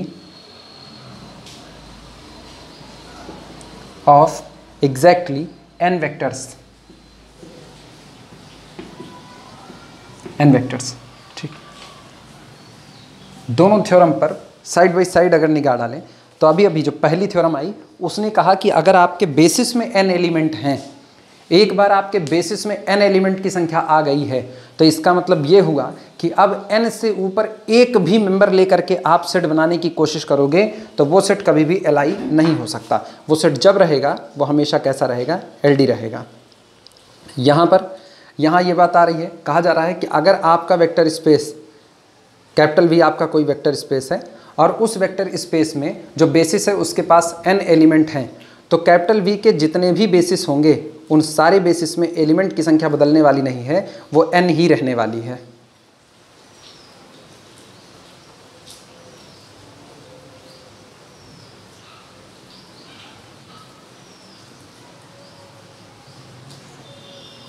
ये ऑटो फोकस की दिक्कत तुम लोगों को काफ़ी ज़्यादा आएगी, ये ठीक हो नहीं पा रहा। तुम लोग भी कुछ या तो ट्राई करके बताओ कि ऑटो फोकस ख़त्म किस तरीके से किया जाए।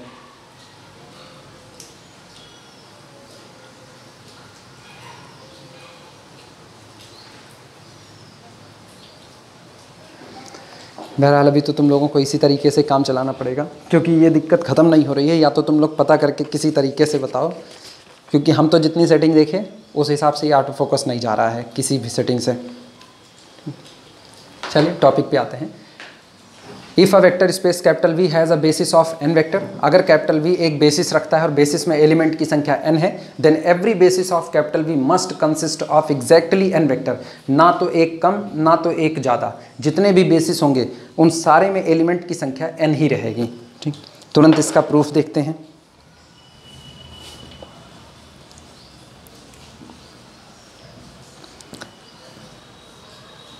पहली थ्योरम नंबर 9 वो कहती है कि बेसिस में n एलिमेंट की संख्या आपका अपर बाउंड बताती है।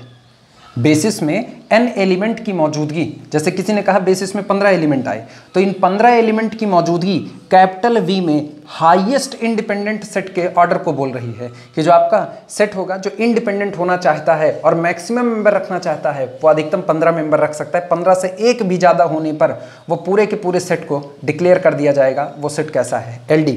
तो वहाँ बेसिस में मौजूद संख्या आपका अपर बाउंड बता रही है Li की दुनिया में, और यहाँ बेसिस में n एलिमेंट की संख्या कह रही है कि अब जितने भी बेसिस के परिवार में मेंबर आएंगे, बेसिस के परिवार का मेंबर यानी किसी वेक्टर स्पेस कैपिटल V के पास एक से ज़्यादा बेसिस होंगे।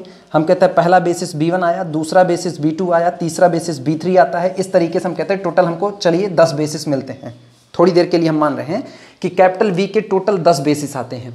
तो इन 10 बेसिस में अगर एक भी बेसिस ने इस बात की गवाही दी कि मेरे पास एलिमेंट की संख्या n है, तो इनसे पूछने की नीड नहीं, इन सब के पास एलिमेंट की संख्या 10 ही बैठने वाली है, ना एक कम बैठेगी ना एक ज़्यादा बैठेगी। बेसिस में एलिमेंट की संख्या कभी भी बदलती नहीं है।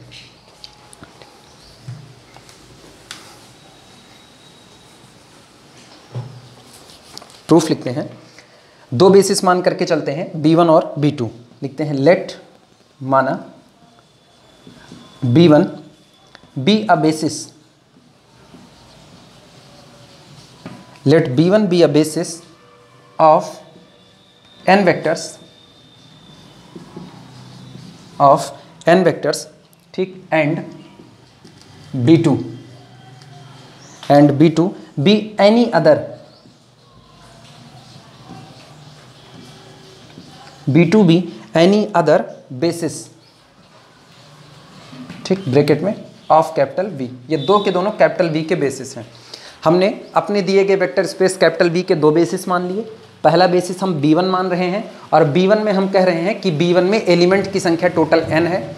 दूसरा बेसिस हम B2 मान रहे हैं, ठीक, उसके हम एलिमेंट की संख्या के बारे में कोई बात नहीं कर रहे हैं, सिर्फ हम उसको एज अ बेसिस मान लिए हैं बस। इसका मतलब चूंकि B1 और B2 दो के दोनों बेसिस हैं, अगर दो के दोनों बेसिस हैं तो तय बात है दोनों के दोनों सेट Li होंगे। इस बात को लिखा जाता है since B1 is basis, since B1 is basis and, अच्छा अब दिमाग चलाना, B1 बेसिस है, आपने B2 को भी बेसिस माना है, तो इसका मतलब B1 भी लीनियरली इंडिपेंडेंट होगा, B2 भी लीनियरली इंडिपेंडेंट होगा। थोड़ी देर के लिए B1 को सिर्फ बेसिस कहिए, Li नाम ना दीजिए, लेकिन B2 को Li बोलिए, यानी B1 is basis and B2 is linearly independent. Since B1 is basis and B2 is linearly independent. ध्यान से इस बात का प्रूफ को देखना, बहुत सिंपल सा प्रूफ है इसका। Since B1 is basis and B2 is linearly independent, इसका मतलब ये हुआ, हम जानते हैं कि बेसिस में जितने एलिमेंट होते हैं कोई भी Li सेट उससे ज़्यादा एलिमेंट नहीं रख सकता है। इसका मतलब B2 में मैक्सिमम एलिमेंट अगर होंगे भी तो केवल कितने होंगे, n। वापस सुनना, फिर से दोहरा रहे हैं। B1 को हमने बेसिस कहा है।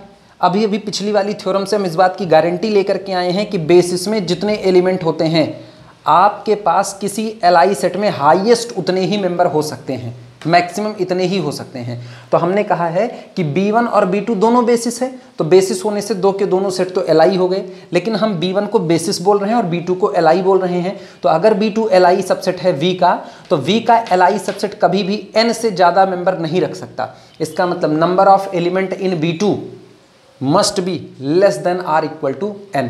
एक बार फिर यही बात उल्टी, लिखना कुछ मत, ठीक। हम इधर एक खाका खींच के दिखा रहे हैं। अगर हम कह दें कि B1 के पास एलिमेंट की संख्या n है, थोड़ी देर के लिए उल्टा मानते हैं कि B2 के पास हम कह रहे हैं एलिमेंट की संख्या m है, दोनों के पास। तो ये बेसिस है, ये बेसिस, और बेसिस में एलिमेंट n, और ये कौन, Li। तो इसका मतलब Li में आए हुए एलिमेंट की संख्या बेसिस के एलिमेंट की संख्या को पार नहीं कर सकती, यानी कन्फर्म है m less than or equal to n। अब उल्टी बात करते हैं, B2 बेसिस है और B1 Li है, तो Li सेट के अंदर आए हुए एलिमेंट की संख्या बेसिस के एलिमेंट को पार नहीं कर सकती। इसका मतलब n less than or equal to m। यहाँ m कहता है हम या तो n से छोटे हैं या तो बराबर हैं, n कहता है या तो m से छोटे हैं या तो बराबर, तो दोनों जिस बात पर सहमत हैं वो बात है n बराबर m। इसका मतलब दोनों में एलिमेंट की संख्या अलग अलग नहीं बल्कि एक बराबर है। बस प्रूफ हो गया। लिखते हैं, since B1 is basis and B2 is linearly independent, comma B2 has no more then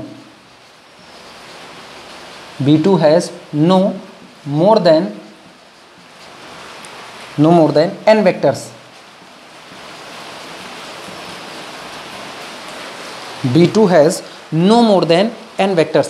B2 कभी भी n वेक्टर्स से ज़्यादा नहीं रख सकता। B2 पर रेस्ट्रिक्शंस लग चुकी है, ध्यान देने की बात है, B2 पर रेस्ट्रिक्शंस लग चुकी है कि B2 n वेक्टर से ज़्यादा नहीं रख सकता है, ठीक। कैसे, बाई थ्योरम नंबर 9, ये लिख देना, बाई थ्योरम 9, फुल स्टॉप, ठीक। फिर अगली बात, अब यही बात B2 के लिए करते हैं, लिखना आल्सो, इसके साथ ही also since B2 is a basis,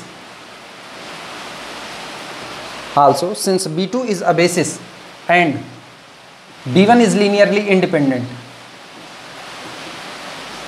Li लिख दे रहे हैं केवल, B1 is linearly independent, ठीक, कॉमा।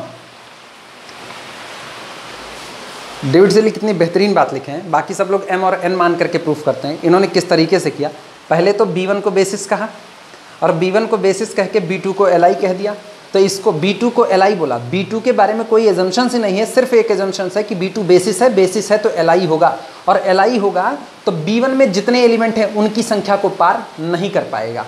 अब अगली बात, B2 is a basis and B1 is Li, B2 is basis and B1 is Li, तो B2 जो होता है ये आपका मैक्सिमम नंबर Li, ये वो Li सेट होता है जो हाईएस्ट नंबर एलिमेंट को कंटेन करता है। इससे ज़्यादा कुछ हुआ ना तो तुरंत का तुरंत LD हो जाएगा। और हम जानते हैं जो सेट Li हुआ है उसने n एलिमेंट को अपने पास रखा है। इसका मतलब है इनको बेसिस बनना है तो इनको Li बनना है, और Li बनना है तो हाईएस्ट वो संख्या कितनी आ रही है, n आ रही है। इसका मतलब ये n मेंबर रखेंगे ही रखेंगे, n से कम मेंबर नहीं रख सकते हैं। लिख देना इस बात को, 10 या कॉमा करके लिखना, comma B2 has at least, कम से कम B2 has at least n vectors, B2 has at least n vector, यानी B2 कम से कम n वेक्टर तो रखेगा ही रखेगा। ठीक, 10 अतः 10 B2 कंसिस्ट एक तरफ हमने कहा B2 is alive, B2 has no more than n, n से ज़्यादा नहीं रख सकता, और यहाँ कह रहे हैं कम से कम n रखेगा, तो भैया कम से कम n रखेगा, लोअर बाउंड्री बोल रहे हो, कम से कम n रखना ही रखना है, n से ज़्यादा रख लो दिक्कत नहीं, और यहाँ कह रहे हैं n से ज़्यादा नहीं रख सकता, तो एक तरफ n से ज़्यादा नहीं रख सकता, एक तरफ n से कम नहीं रख सकता, मतलब B2 एग्जैक्टली कितने रखेगा, n रखेगा। thus B2 consist of exactly n vectors, और B1 B2 दोनों बेसिस थे, बेसिस में एलिमेंट की संख्या एक बराबर आ चुकी है।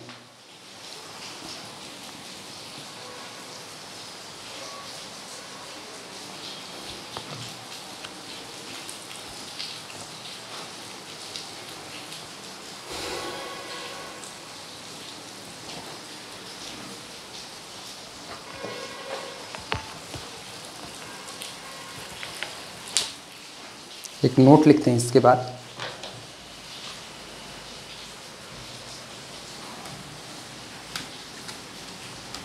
थ्योरम को हम बार बार रिपीट करते चल रहे हैं, दोनों थ्योरम दिमाग में रखते चलना, क्योंकि सबसे ज़्यादा मेन बात होती है आपको थ्योरम का स्टेटमेंट विधिवत तरीके से याद रहे। अभी लगता है कि मतलब बड़ी हल्की सी चीज़ है ना, जो भी लोग इस वीडियो पे वैसे टकराएं ना, ये वीडियो हम पहले बता दे रहे हैं, ये सिर्फ और सिर्फ बैच वालों के लिए बना रहे थे, जिससे उनके कोर्स कंप्लीट हो जाएं। हम लोग डेविड सीले को कम्प्लीटली सॉल्व कर रहे थे, तो इसीलिए 4.4 तक तो हम लोग ऑलरेडी पढ़ चुके हैं, और हम लोगों की पढ़ने की स्पीड बिल्कुल यही है कि हम लोग इत्मीनान से हर एक थ्योरम के प्रूफ को देखते हुए आगे बढ़ेंगे। रीज़न बहुत सीधी सी बात है रीज़न के लिए, कि जब आपको लीनियर अलजेब्रा को ठीक से समझना है तो आपको उसके प्रूफ और उसके एप्लीकेशन पार्ट को बहुत अच्छे से जानना होगा, और उसके लिए आप भगदड़ नहीं मचा सकते हो कि आप भगदड़ मचा दो, नहीं हम ये फटाफट निपटा देंगे, ये इतनी थ्योरी का प्रूफ फालतू हो रहा है। किसी भी थ्योरम का प्रूफ उसका मैकेनिज़्म होता है, और मैकेनिज़्म वो हिस्सा होता है जहाँ पर कह सकते हैं कि पूरे मैथमेटिक्स की आत्मा बसती है, वो मैकेनिज़्म है। आप मैकेनिज़्म को दरकिनार करके नहीं आगे बढ़ सकते हैं, और जितने लोग मैकेनिज़्म को दरकिनार करके आगे बढ़ते हैं वो कुछ भी हो जाए वो एक बेहतर तरीके से मैथ को समझ नहीं सकते हैं।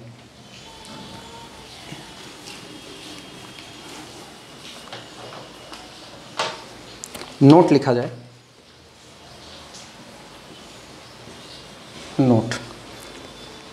नोट है, समझ लेते हैं पहले, उसके बाद लिखते हैं। जैसे अगर कैपिटल V कोई वेक्टर स्पेस दिया गया है, एक वेक्टर स्पेस दिया गया है, और इस कैपिटल V का हमें एक सबसेट दे दिया जाता है, capital S is the subset of capital V, ऐसा कह दिया जाता है। ठीक, एक और बात इसमें साथ में लगा दी जाती है कि span of capital S is equal to capital V, यानी कैपिटल S के मेंबर कैपिटल V को पूरा जनरेट कर सकते हैं। वापस कैपिटल V कोई वेक्टर स्पेस दिया गया है, इस वेक्टर स्पेस का हमको एक सबसेट दे दिया जाता है कैपिटल S, और हम ये भी कह रहे हैं कि ये जो सेट कैपिटल S दिया गया है ये एक फाइनाइट सेट है, फाइनाइट सेट है। ठीक, इसके साथ ही इस बात की भी गवाही दी जाती है कि कैपिटल S का स्पैन जिस दिन आप तैयार करेंगे वो स्पैन कुछ और नहीं कैपिटल V होगा, यानी B can generate whole vector space capital V by the use of member of capital S। Capital S के मेंबर को इस्तेमाल करते हुए पूरे के पूरे वेक्टर स्पेस को बनाया जा सकता है। इसका मतलब ये हुआ कि या तो कैपिटल S खुद वेक्टर स्पेस कैपिटल V के लिए बेसिस का काम करेगा, और या तो इसने अपने अंदर में कैपिटल V के लिए एक बेसिस को छिपा करके रखा है, क्योंकि आप किसी को तब तक नहीं बना सकते हैं जब तक आप उसका पूरा आधार नहीं रखते हैं। तो अगर कैपिटल S अपने अंदर में बेसिस छिपा करके रखा हुआ है तो इसका मतलब कैपिटल S खुद कैसा हो गया, LD हो गया, लेकिन उसके अंदर जो बेसिस पड़ा हुआ है वो उसका सबसेट LI हो गया।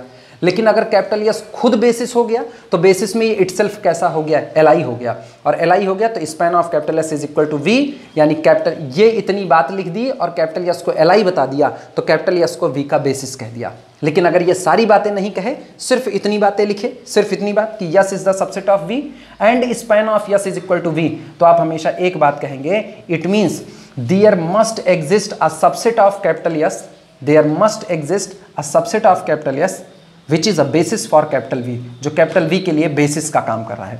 अब वो सबसेट इसका प्रॉपर सबसेट भी हो सकता है या वो सबसेट खुद कैपिटल एस भी हो सकता है, क्योंकि capital S itself is the subset of capital S. लिख रहे हैं इसी बात को।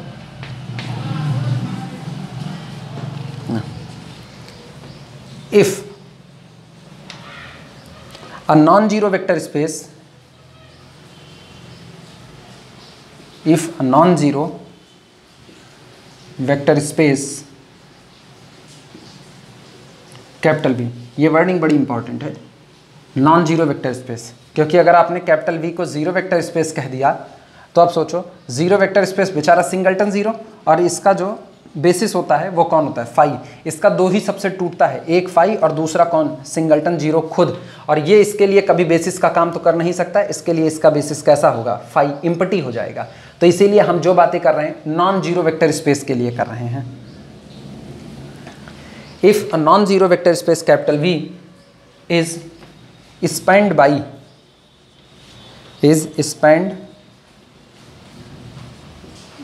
by a finite set capital S,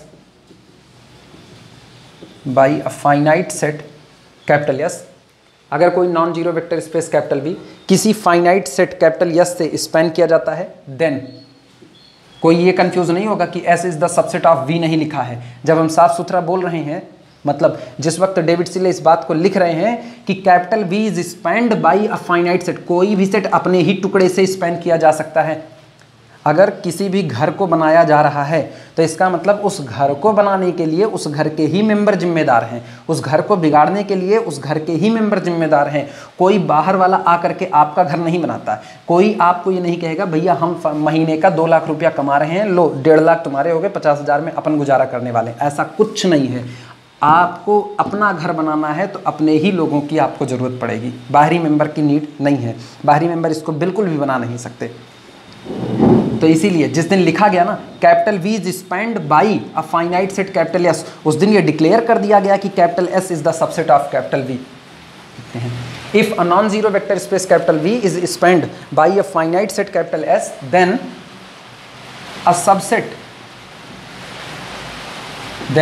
a subset of capital S is a basis for capital V। बारिश की आवाज़ आएगी इसमें आज, बेसिस फॉर कैपिटल V, ठीक। कॉमा कैसे हुआ वो जान लो, स्पैनिंग सेट थ्योरम पढ़ चुके हैं, उसी स्पैनिंग सेट थ्योरम से लिख देना by the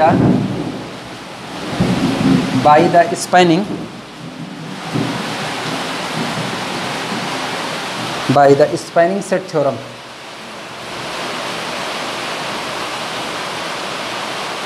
by the spanning set theorem।